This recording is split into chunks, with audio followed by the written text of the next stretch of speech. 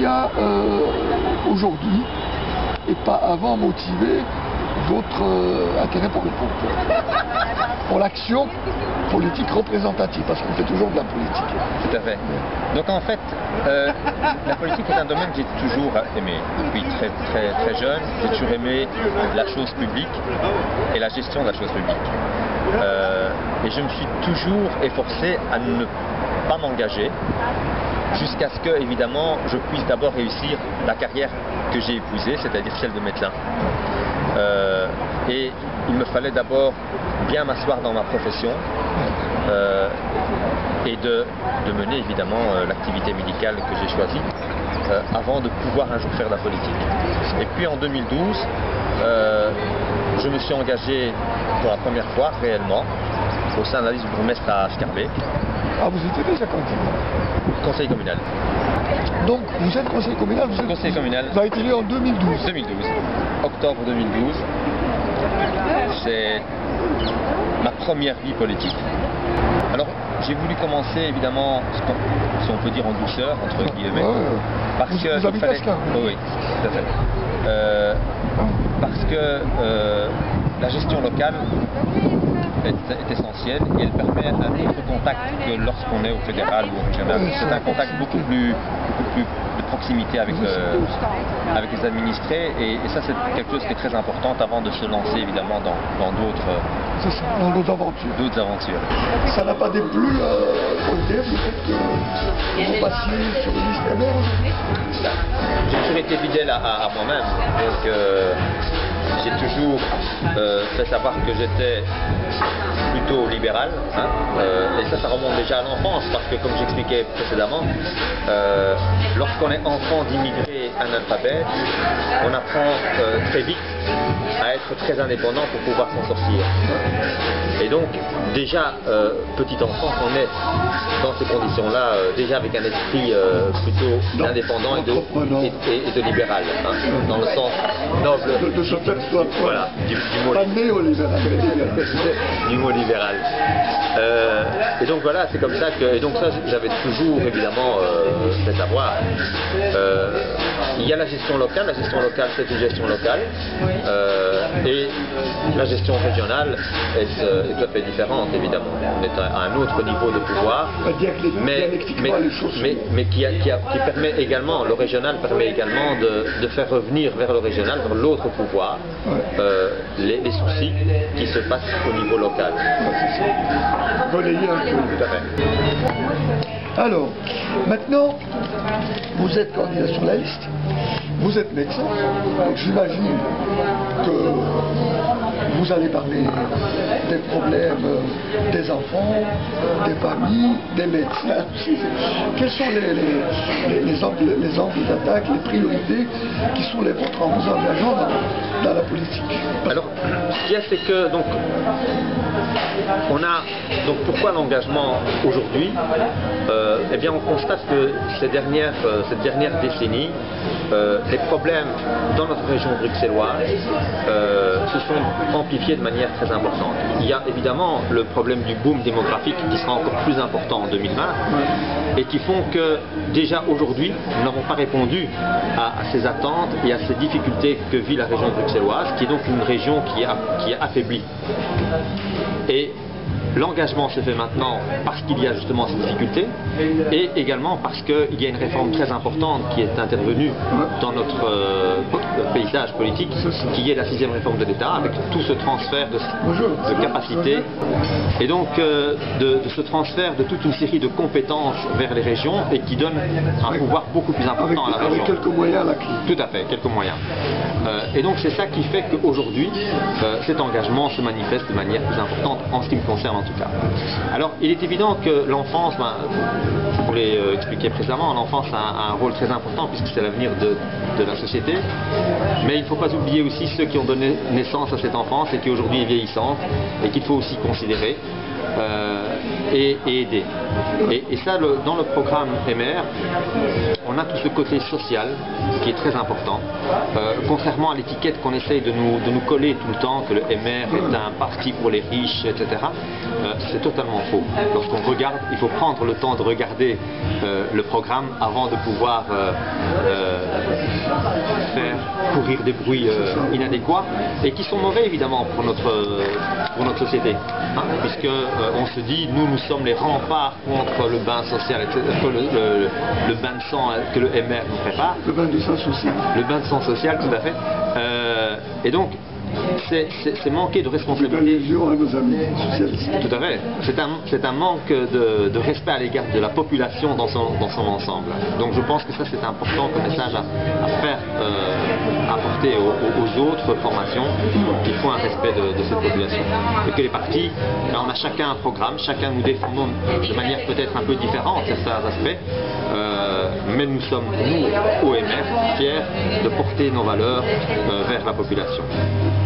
L'ensemble de la population. Toutes les valeurs, vous vous reconnaissez dans toutes les valeurs défendues par le MR? Alors je ne sais pas si vous pouvez me dire vous, si vous défendez toutes les valeurs de toutes les sociétés.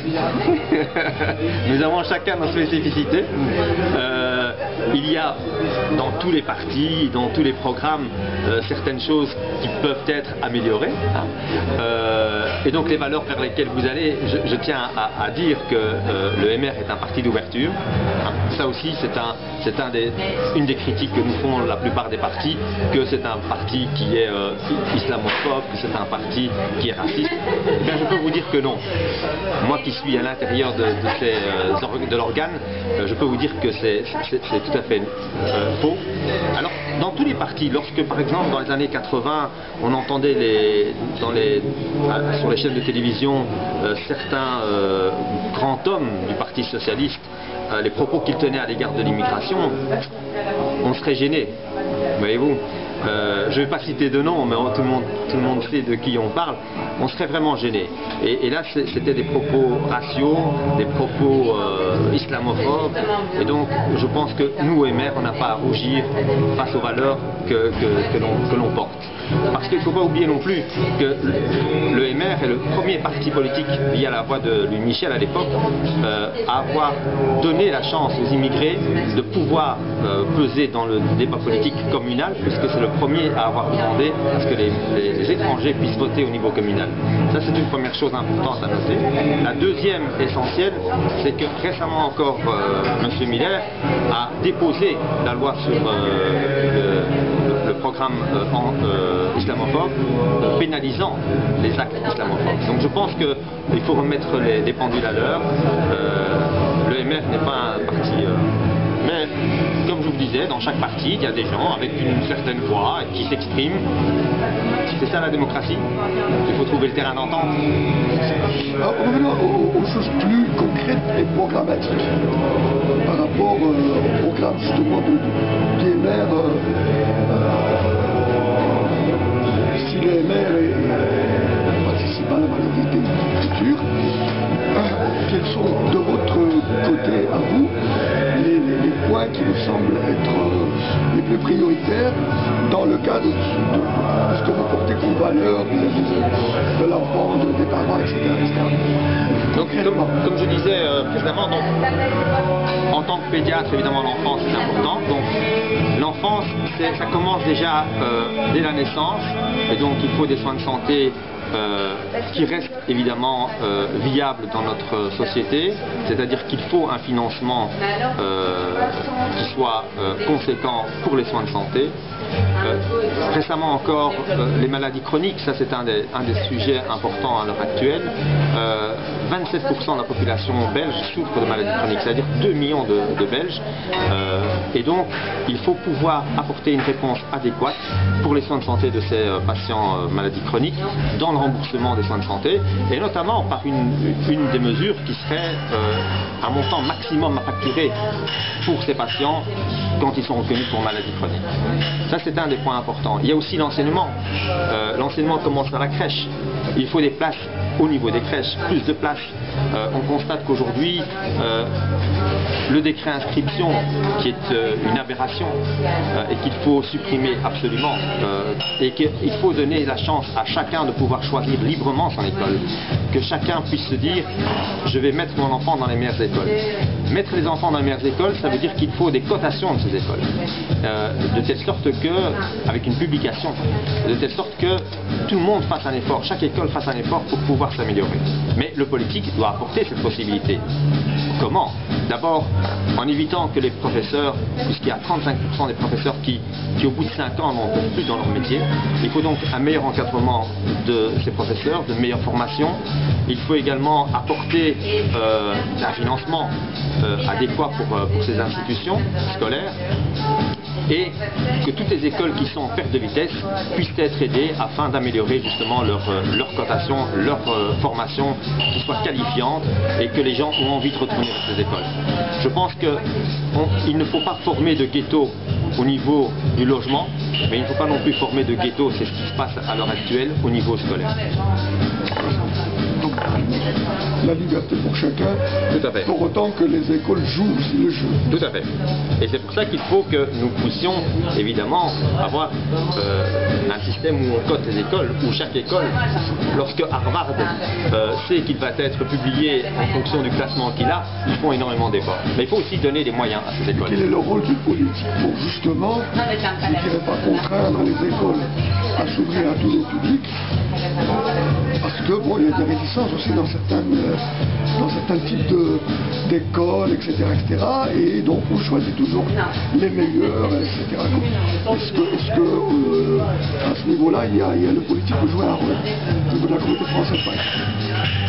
Tout à fait, il faut que chaque école puisse évidemment avoir justement cette mixité au niveau de l'enseignement, mixité tant sociale mais aussi intellectuelle, et donner aussi les moyens aux professeurs de pouvoir repérer plus facilement les enfants qui ont des troubles, soit de comportement ou d'autres, qui font qu'ils ont un retard par rapport évidemment aux autres élèves, remédier. Ça c'est essentiel. Également un meilleur encadrement, ce qui veut dire évidemment faire des classes qui ne soient plus surpeuplées et où évidemment un pan important de ces élèves se sentent perdus et non suivis et qu'on oriente alors vers d'autres lieux où leurs problèmes s'aggravent. Alors notre population belge, européenne en général, vieillit. On ne va pas simplement parler de ce qui est spécifique aux personnes d'origine diverses, hein, mais en général, alors par rapport à cette population qui vieillit, qu'est-ce qu'il faut mettre en place de manière à renforcer cet encadrement? Faut-il des centres de jour? Faut-il des choses comme ça? Alors c'est important, comme je vous ai dit, nos anciens, c'est eux qui nous ont donné la possibilité d'être ce qu'on est. Et donc il faut un respect vis-à-vis de cette partie-là aussi de la population. Il y a, je pense qu'il faut augmenter cette relation intergénérationnelle, ça c'est essentiel. Il faut aussi des centres de jour, d'accueil, où ces personnes peuvent évidemment rencontrer d'autres générations, se rencontrer entre elles-mêmes, avoir des activités qui évidemment embellissent leur quotidien et leur vie. Un épanouissement, hein, elles ont droit également. Et également augmenter, il y a de nouveau là aussi un déficit criant au niveau des MRS, hein, des institutions maisons de repos et de soins. Et donc ça aussi, il faut augmenter le nombre de lits disponibles sur la région bruxelloise et évidemment avec une qualité de soins. Et là aussi faire intervenir le intergénérationnel avec des lieux de rencontre, des expositions qui pourraient se dérouler dans ces endroits-là, etc. pour que justement la population puisse se mélanger et qu'il n'y ait pas d'oubli de nos anciens, de nos vieux. Alors il faut aussi évidemment leur permettre d'avoir une pension décente, parce que dans beaucoup de cas, lorsqu'ils sont en MRS, ils ne parviennent même pas à payer leur MRS. Et donc je pense que ça aussi c'est un des points importants que nous défendons dans le programme du MRS. Sur le plan de la culture en général, dans nos quartiers, etc. la culture devient de plus en plus élitiste.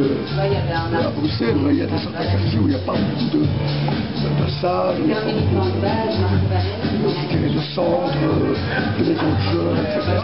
Alors que dans d'autres communes, quand on va au centre de Darkem, on a ces possibilités. Et même à l'intérieur de l'école, vous parlez de l'intergénérationnel, vous parlez de l'interculturel. Qu'est-ce qu'il faut que la communauté française fasse pour soutenir ça? Je pense que oui, il faut que l'on puisse avoir une meilleure gestion justement de ce portefeuille-là et qui s'intéresse à l'ensemble des communautés et ne pas justement favoriser plutôt une région, une commune plutôt qu'une autre ou une communauté plutôt qu'une autre. Et donc je pense que c'est un portefeuille parce que le financement est assez important dans ce portefeuille ministériel-là et je pense qu'il faut peut-être revoir la façon d'octroyer les aides. Que pensez-vous par exemple du financement du 50e anniversaire de l'immigration marocaine? Vous pensez que c'est équitable par rapport aux autres communautés? Alors je ne connais pas le financement complet évidemment, puisque 500 000 euros par exemple. 500 000 euros. Et par rapport à quel budget par rapport à d'autres communautés, je crois que cette commémoration des 50 ans, je pense que c'est une réussite. Ça a permis une visibilité un peu différente. J'ai assisté à quelques-unes des soirées ou à des expositions qui se sont faites. Donc je pense que c'est une réussite. Maintenant sur le budget, sincèrement, je vais être sincère avec vous, je ne connais pas tous les petits détails. Je suis un novice en politique. Une fois que j'y serai, il y a des dossiers que je connaîtrai aussi bien que ceux que je connais à l'heure d'aujourd'hui et je pourrais vous répondre. Mais je n'ai pas, d'abord je n'ai pas accès à tous ces renseignements-là, donc je ne sais pas vous dire. Mais vous êtes issu de la première génération. Vous êtes un enfant de cette génération. Quel regard portez-vous sur si vous devez évaluer le rôle qu'ont joué les parents de la première génération avec les limites qui étaient les leurs sur le plan de l'instruction, etc. Quel regard porterez-vous par rapport à cette génération? Alors, c'est un regard de respect d'abord, c'est essentiel. Ils nous ont construits, ils nous ont donné tout ce qu'on a aujourd'hui, ils nous ont permis de nous dépasser dans certains cas, mais je pense qu'il y a une certaine tristesse aussi pour tous ceux qui n'ont pas réussi.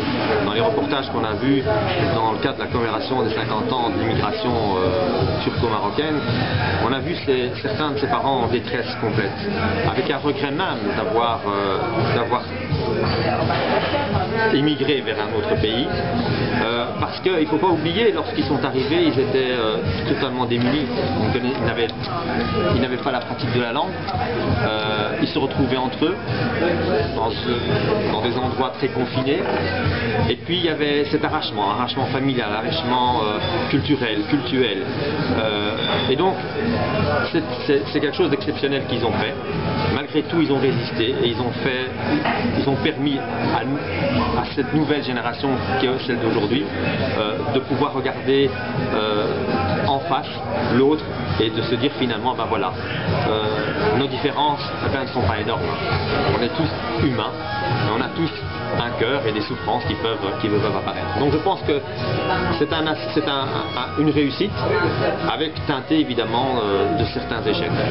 Moi je vais peut-être reprendre la question, mais en essayant de l'affiner que Rachid a posé par rapport à ces événements. On a remarqué lors de ces événements, et peut-être même, je ne sais pas si vous vous souvenez de ça, du 40e anniversaire, que les parents de la n'ont pas été mis assez en avant dans le cadre. C'est-à-dire, on les a commémorés, mais en leur absence. Il y a eu quelques activités où ils étaient présents. Et donc cette reconnaissance, apparemment, ne leur était pas tellement manifestée de manière directe. Est-ce que vous avez le même constat que celui qui l'a fait? Alors, donc moi j'ai vu le film de Madame El-Khazibi, je ne sais plus comment elle s'appelle, l'ancienne de Babel. Ce film-là retraçait bien en fait le trajet d'immigration et mettait à l'honneur les parents et les grands-parents. Mais probablement qu'ils n'ont pas été mis en avant. C'est-à-dire ils n'ont pas témoigné, ni au niveau des médias, ils n'ont pas témoigné directement de cette longue période qu'ils ont vécue, on ne leur a pas donné trop la parole, etc. Et ça c'est quelque chose à mon avis qui, je ne sais pas ce Tout à fait. Mais ça n'empêche que c'est à nous, enfants de cette immigration, de leur être reconnaissants dans le quotidien. C'est essentiel. Je pense que pour les 60 ans, pour les 100 000 ans, on mettra en avant peut-être l'ensemble de... Alors certains disent, on espère ne pas avoir les 60 ans. Je pense que indéniablement on en aura parce que c'est en fait une trace de notre existence, de l'existence de ceux qui nous ont amenés ici. Et donc je pense que c'est leur rendre à chaque fois un honneur que de les fêter. Alors, une dernière question pour moi par rapport à l'engagement politique des personnes issues de la diversité, etc. Quel regard portez-vous par rapport à cette, on a parlé tout à l'heure de 20 années de pratique citoyenne, ces 20 années, comment vous analysez? Est-ce que ça a été vraiment une réussite? Est-ce que les partis politiques ont joué avec ça comme attrape-poids? Est-ce que, je vous laisse un peu parler de ça. Est-ce que la qualité y est toujours? Alors je pense que de toute façon, au début, il fallait bien un début. Hein, donc les premiers partis politiques ont engagé des personnes issues de l'immigration, avec toujours évidemment, d'abord la première chose c'est d'essayer à ce qu'ils puissent apporter une amélioration de la visibilité de ces communautés, mais également avec une arrière-idée de pouvoir récupérer un électorat. C'est un jeu où il y a toujours un win-win si on veut, et au fur et à mesure du temps évidemment cette approche politique au sein de la communauté immigrée ou issue de l'immigration, puisque nous sommes tous belges maintenant, nés ici, donc nous n'avons plus rien d'immigré, eh bien ils se sont aussi affinés dans leur approche de la politique, dans leur vision évidemment de servir la population dans sa globalité. Et donc c'est comme ça, c'est une évolution, dans toute chose il y a une évolution. Rachid, as-tu une question à poser? Est-ce qu'elle fait son mémoire sur la maroxinisation de Bruxelles? Est-ce que Bruxelles est... Donc justement, vous avez dit que pour vous, ce serait important de fêter les 60 ans de cette immigration. Mais moi, ce qui me titille un peu, c'est que justement, pour moi, cette communauté est devenue une composante à part entière de Bruxelles, vu qu'on parle de maroxinisation. Donc je me demande à quoi ça sert finalement de revenir tous les 10 ans là-dessus ou... Donc c'est ce que j'ai dit, donc je me sens complètement belge. Oui. Et tous ces jeunes qui sont nés ici et qui ont vécu ici 20, 30, 40 ans se sentent aussi belges que les autres belges. Mais on parlait du souvenir, et donc je pense que c'est important de se rappeler ce souvenir de ceux qui nous ont amenés, qui nous ont donné naissance, qui nous ont donné la possibilité d'être ce qu'on est aujourd'hui, de vrais Belges, et d'être dans les pans, dans tous les pans de la société belge. Donc ça c'est important. C'est surtout pas pour le souvenir. Il y a des souvenirs surtout. On peut toujours se dire, est-ce que ça sert encore de se souvenir? Oui, parce que la mémoire est importante.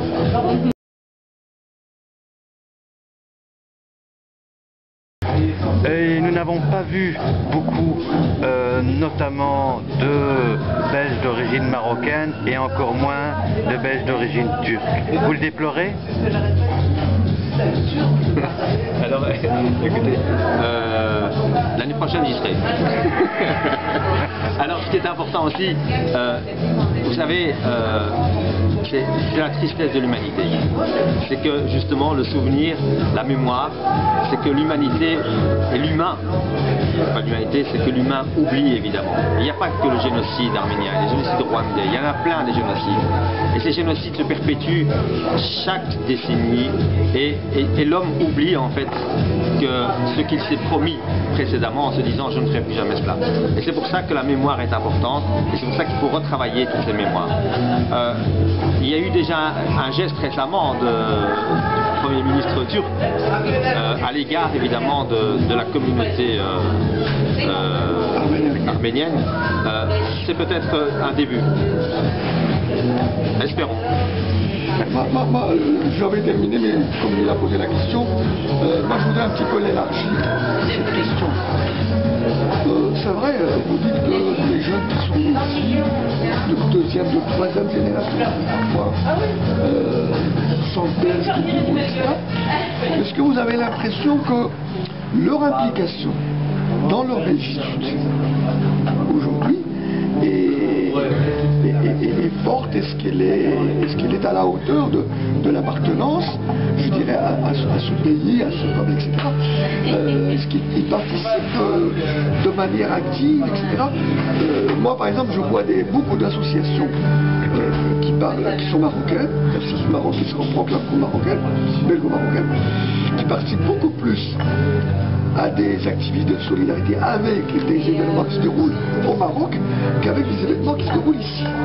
Par exemple, on a aussi la pauvreté ici, on a aussi les sans-abri ici, on a aussi la lutte contre l'extrême droite ici, etc.